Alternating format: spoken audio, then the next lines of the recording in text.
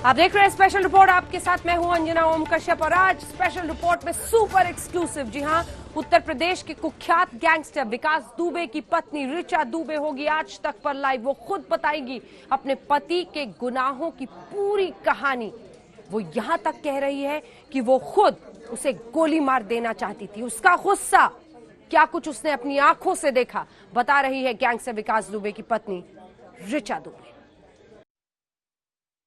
विकास दुबे को एसटीएफ ने एनकाउंटर में मार दिया और उसके साथ ही तमाम वो राज दफन हो गए जिससे पता चल सकता था कि आखिरकार इतनी बड़ी घटना हुई क्यों। हमारे साथ बात करने के लिए ऋचा दुबे हैं जो उनकी पत्नी हैं। शायद वो ये रोशनी डाल सकें कि आखिरकार वो इतना खूंखार अपराधी क्यों हो गया, क्या हुआ था उस दिन, किस वजह से इतना बड़ा जो कांड हुआ वो हुआ, और क्या बात कहनी है इनको खुद, ये सब हम जानेंगे ऋचा दुबे जी से। ऋचा जी, ये बताइए, जितनी हैरान करने वाली बात दूसरों लोगों के लिए है, आपके लिए भी होगी कि 8 लोगों को मार दिया।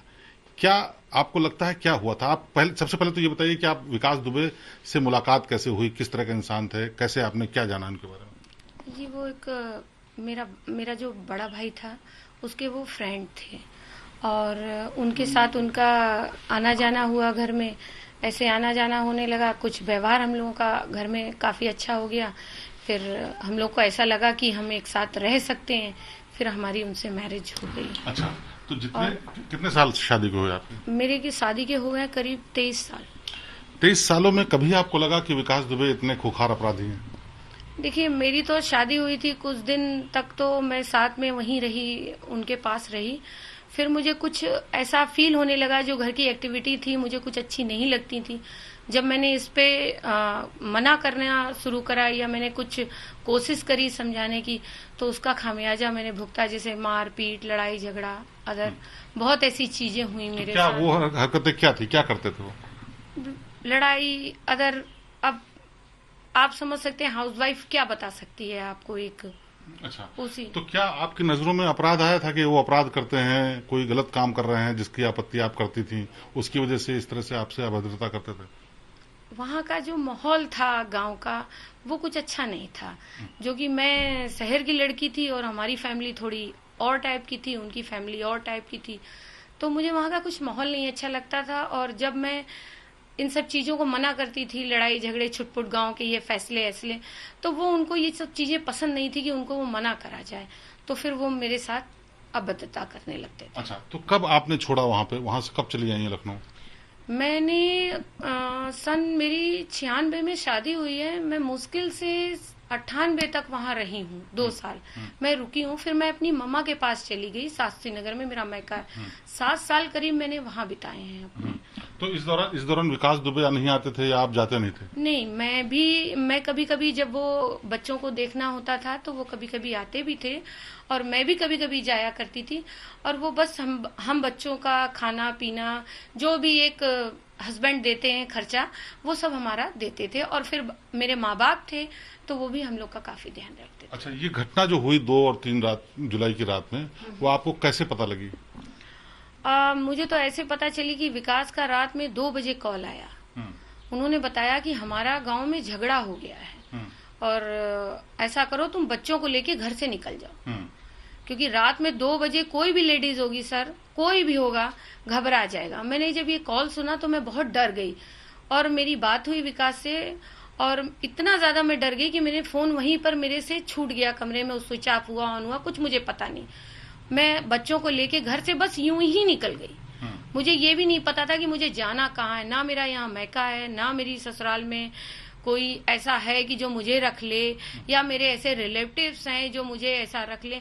मैं घर से यूं ही निकल गई, मुझे समझ ही में नहीं आया। मैं इतने दिन बस ऐसे ही टहलती ही रही है। तो इस दौरान किसी ने मदद की, किसी के यहाँ रही या होटल रेस्टोरेंट, कहाँ आपने कैसे वक्त गुजारा? मैंने एक यहाँ पर एक प्लाजा था, उसके ऊपर हम लोग छत में रात में पहले दिन भर वहाँ टहलते थे।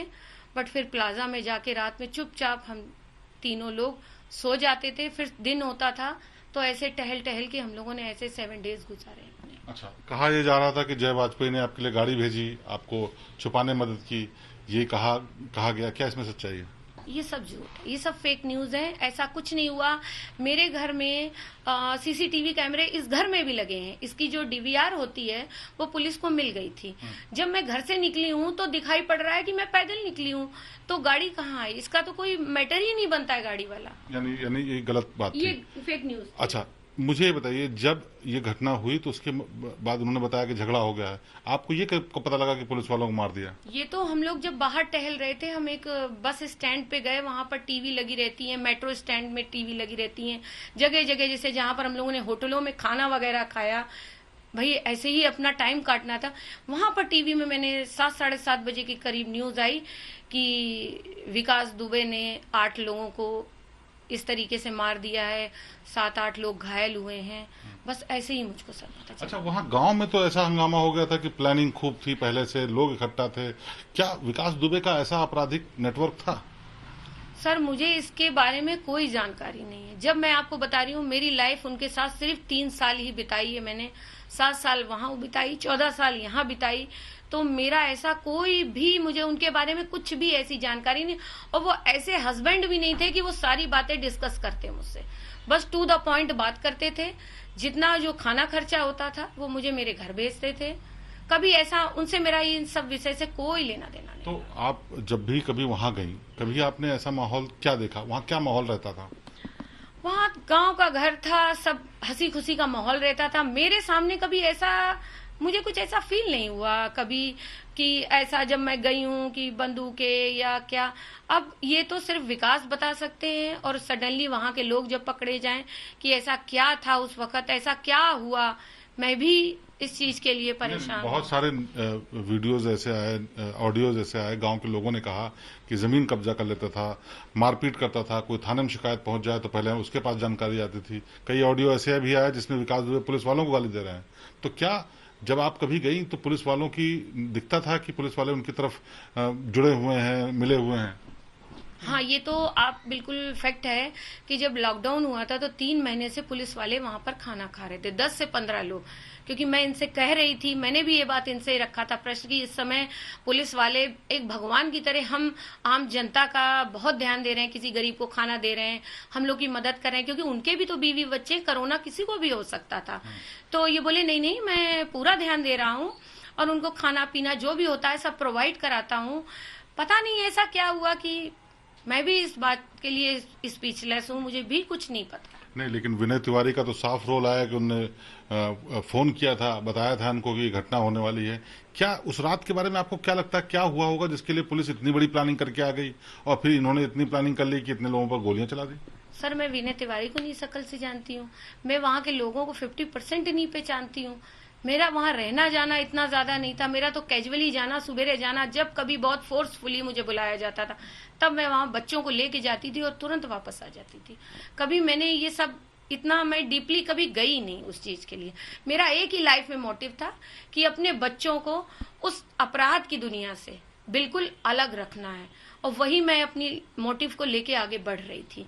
और वो मैंने कहीं 50% तक उस चीज को मैंने प्रूफ भी कर दिया है, क्योंकि मेरा बड़ा बेटा मेडिकल 3 साल क्लियर कर चुका है, छोटे बेटे ने अभी हाई स्कूल 91.4 से हाई स्कूल क्लियर करा हुआ है।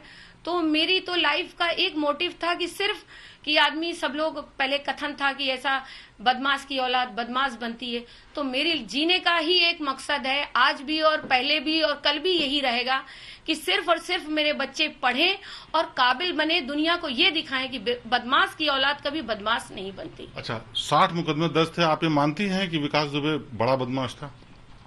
जी, मैं कैसे बताऊं, कभी मैं कचहरी नहीं गई, कभी ये कोई ये बात ये बता दे कि विकास की पत्नी विकास से कभी जेल भी मिलने गई हो, ये कहीं प्रूफ नहीं हो सकता, कहीं कोई वीडियो नहीं दिखा सकता, कुछ भी ऐसा नहीं। मेरी और विकास की लाइफ सिर्फ अब कुछ सालों से ये सब कुछ देखने के बाद कृत्य को, मेरी और विकास की लाइफ सिर्फ इतनी थी कि मुझे बच्चे पालने थे और उन्हें बच्चों का भुगतान पैसे का करना था।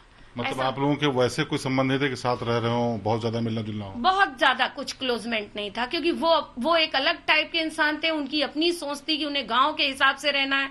मेरी ये सोच थी, मेरा मोटिव था कि मेरे बच्चे काबिल बनेंगे, क्योंकि माँ बाप के लिए बुढ़ापे में जब बच्चे काबिल होते हैं वही उनकी दुनिया और वही संसार होते हैं। जब ये घटना हुई उसके बाद कितनी बार विकास ने आपसे संपर्क किया? मेरी इस घटना के बाद तो मेरा विकास से कोई संपर्क ही नहीं हुआ, मेरी कोई बात नहीं हुई।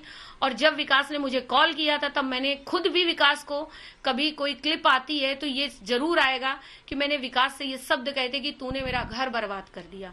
तो उसने रिपीट में मुझसे अभद्रता, मतलब गाली गलौज, बहुत सारी बदतमीजियां करी उसी रात 2 बजे। और मैंने उसी वक्त गुस्से में फोन पटक दिया। उस फोन का क्या हुआ क्या नहीं हुआ मैं कुछ नहीं, मैं क्योंकि अनकॉन्शियस हो गई थी। मैं सिर्फ और सिर्फ, मेरी लाइफ का एक ही मोटिव था, बच्चे और बच्चे, और कुछ नहीं, क्योंकि मैं उनको समझा समझा के थक चुकी थी। उनको कुछ समझ ही में नहीं आता था। बहुत सारे लोग, बाहर के लोग तो जो जानते हैं वो यही जानते हैं कि इस घटना को किया तो बहुत अपराधी हैं। एक पत्नी और महिला होने के नाते जितना भी आप जानती थी, क्या लगता है कितने बड़े अपराधी थे, किस तरह का अपराधी थे? क्योंकि इस तरह कृत्य यूपी के क्राइम में अभी तक की देखने को नहीं मिला। देखिए, एक बात मैं आपको बता दूं, कोई पैदाइशी तो अपराधी नहीं होता है, वो यही बनाया जाता है अपराधी।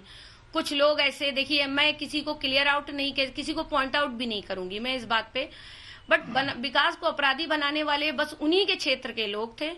और दूसरी बात ये है कि वो एक हैवी एंजाइटी पेशेंट थे जिनका मैं इलाज करा रही थी। वो उस वक्त, इन 3 सालों से वो मेरे पास से बहुत कम आना जाना हुआ और मैं उनका वक्त पे इलाज नहीं करा पाई।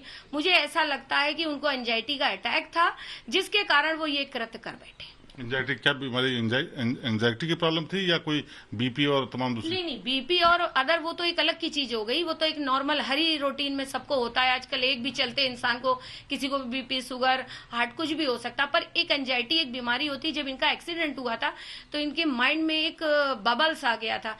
वो जब दवा कराते रहते थे तो वो क्योर रहता था। जब वो दवा नहीं ले पाते थे सर, तो वो उनको बढ़ता था, जिससे वो एक झक्की प्रवृत्ति में डेवलप हो जाते थे कि मतलब उन्हें कोई, किसी ने पोक कर दिया तो वो ये सोचते थे कि अब मुझे हर हद तक जाना है। अच्छा, ये जो पूरी घटना हुई उस दौरान ये बहुत जगह फरार होते रहे, कहा जाता रहा नेताओं का, पुलिस वालों का बहुत, किन लोगों का उनसे ज्यादा नजदीकी थी? कौन से नेता ऐसे हो सकते हैं जिनके बहुत नजदीकी थी? मैंने आपसे 2 बात बताई कि मेरा इतना ज्यादा वहां कोई आना जाना इंक्लूमेंट ही नहीं था कि मैं क्या बताऊं कि उसका किसके साथ बैठना था, किसके साथ उठना था। मेरी सिर्फ विकास से एक, मतलब एक फैमिली मान लीजिए, चाहे एक मेरा ये मान लीजिए कि जैसे मेरा एक कर्तव्य था कि मैं एक भारतीय नारी थी, बस मैं अपने बच्चों को पाल रही थी।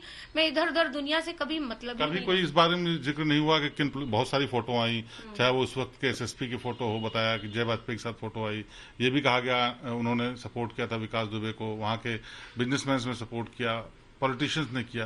क्या आपको लगता है कि कभी कोई जिक्र आया, कभी कोई आपके दिमाग में आया कि ये नेता, ये पुलिस वाला बड़ा नजदीकी था? ऐसा तो कुछ मुझे भी जो दिखता था सर, वो सब मीडिया ही द्वारा दिखता था। जब विकास की फोटोएं छपती थी तो मैं भी देख लेती थी वो कहीं गए हैं। ऐसे तो मुझे कभी, इतने वो सीधे इंसान भी नहीं थे कि मुझसे बैठ के वो कहाँ घूमने जा रहे हैं तो कॉल करके पूरी डिटेल बताएं कि सोनू मैं यहाँ जा रहा हूँ, ये कर रहा हूँ, ऐसा नहीं था। अच्छा, एक ये भी कहा जा रहा था कि वहां पे रहते हुए उन्होंने एक महिला भी साथ में रख ली थी जो कि उनके घर में रहती थी। क्या वो बताया था कि क्या, कौन था, क्या उस पर भी सवाल उठे थे? ये बिल्कुल झूठ है। विकास एक गुस्सेवर इंसान थे। विकास एक, मान लीजिए कि कैसे भी इंसान थे, पर वो चरित्र के कभी गंदे नहीं थे, क्योंकि मैं उनकी पत्नी हूँ और पत्नी से ज्यादा पति का चरित्र कोई नहीं जानता। अच्छा। वो एक जिद्दी इंसान था, जिद में वो सर्वस्व नाश कर सकता था, पर औरतें, लड़कियां ना। अच्छा। झूठ है। ये मानते हैं कि अपराधी बड़ा थे? अपराधी नहीं मैं कहूंगी, गुस्सेवर बहुत थे उनके। लेकिन जो हुआ ये तो अपराध की श्रेणी में? ये अपराध नहीं, ये तो दंडनीय अपराध था।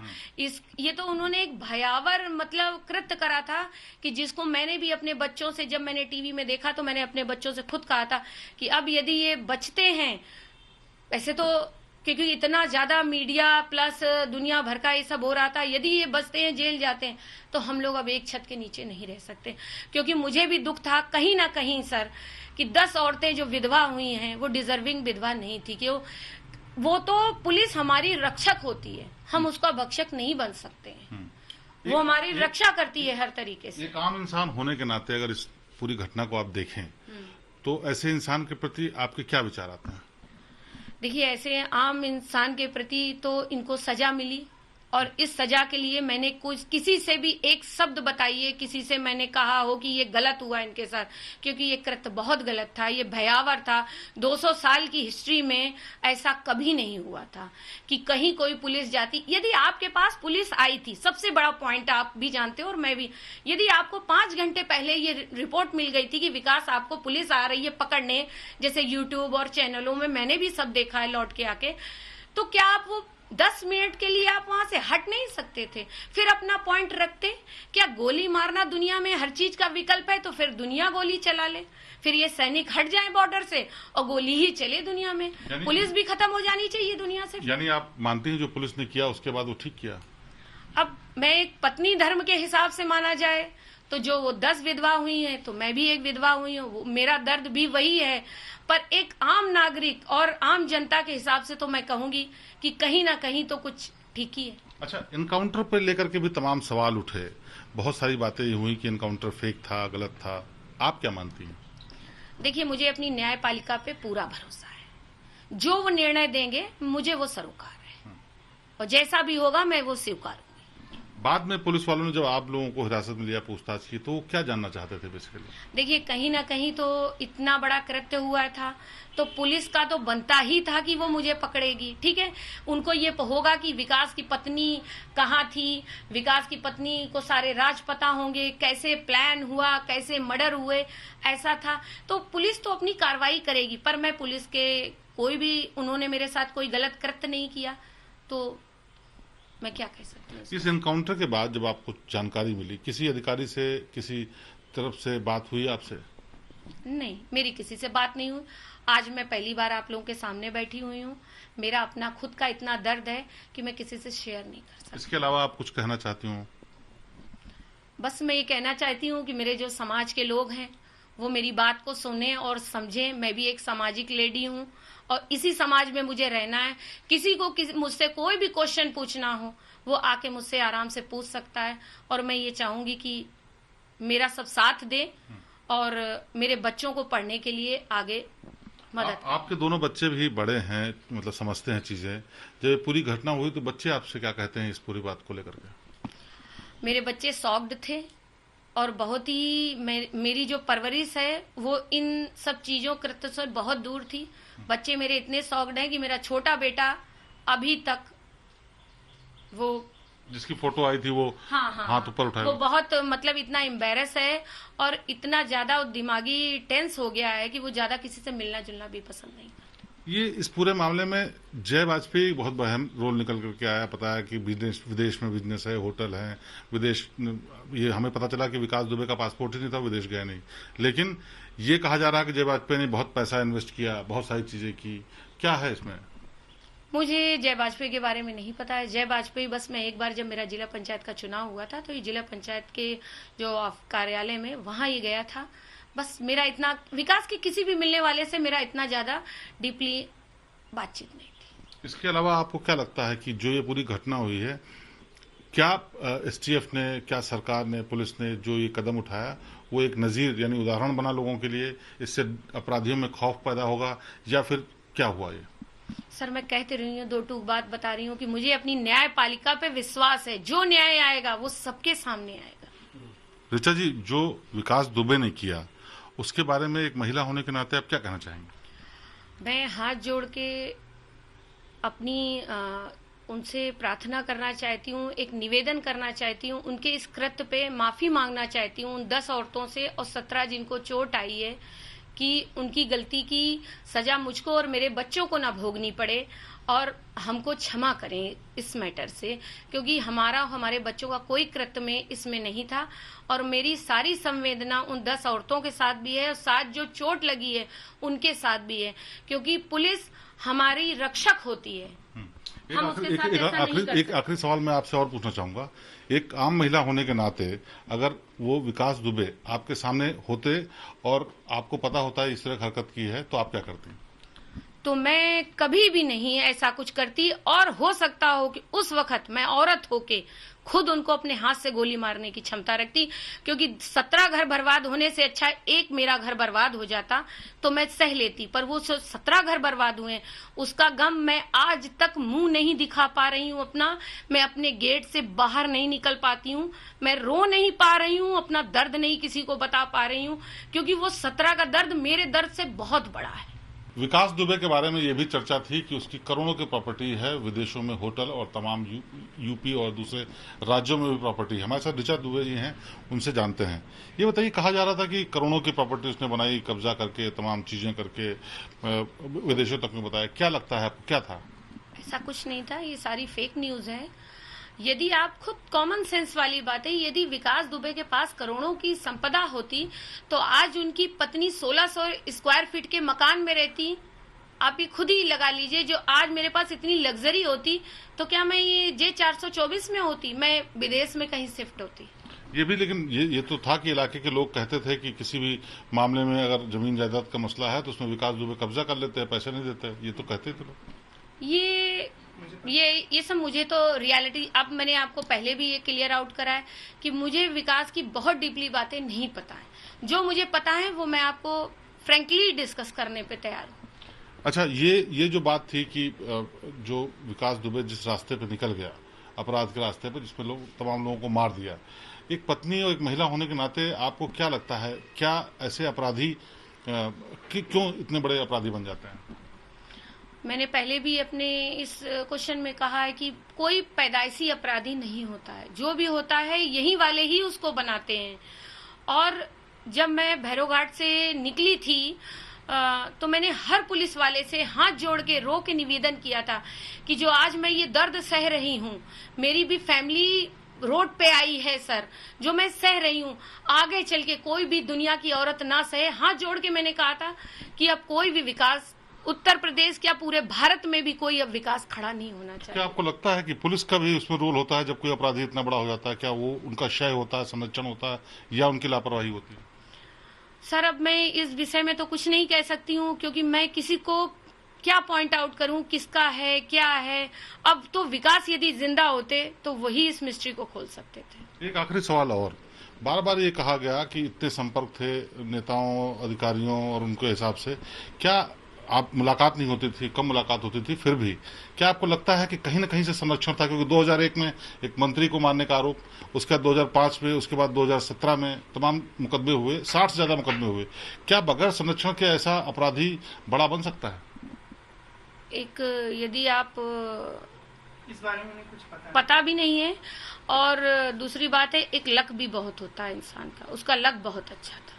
अच्छा, इसलिए वो बचते रहे। तो ये ऋचा है जो बता रही हैं कि जिस तरह से प्रॉपर्टीज को लेकर के बात थी, वैसी बात बिल्कुल नहीं है, क्योंकि बहुत कम पैसे थे और इसी वजह से बहुत छोटे से मकान में यहाँ पर वो लखनऊ में परिवार पाल रही हैं। इसके अलावा 2001 से लेकर अब तक विकास दुबे के बचने के बारे में वो किस्मत की बात कहती हैं, क्योंकि किस्मत के चलते विकास दुबे बच रहा था और किस्मत ने साथ नहीं दिया तो आखिरकार विकास दुबे मारा गया। कैमरामैन संजय सिंह के साथ शिवेंद्र श्रीवास्तव, लखनऊ, आज तक।